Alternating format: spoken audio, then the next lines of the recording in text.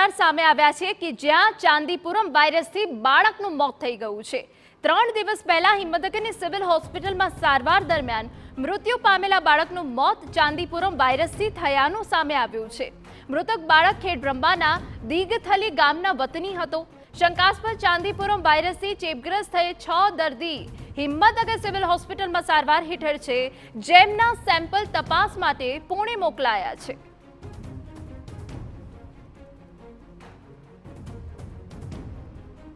Chandipuram virus શું છે જેના પર નજર કરી લઈએ તો 1966માં મહારાષ્ટ્રના ચાંદીપુરામાં પહેલીવાર આ વાયરસનો કેસ નોંધાયો, જેના કારણે ચાંદીપુરમ નામ આપવામાં આવ્યું। 15 વર્ષ સુધીના બાળકો ચાંદીપુરમ વાયરસનો ભોગ બનતા હોય છે। વાયરસના ફેલાવા માટે માખી અને મચ્છર જવાબદાર છે। ચાંદીપુરમ વાયરસથી ચેપગ્રસ્ત દર્દીના લક્ષણો જોઈએ તો તાવ આવવો, ઉલટી થવી વગેરે જેવા લક્ષણો હોય છે।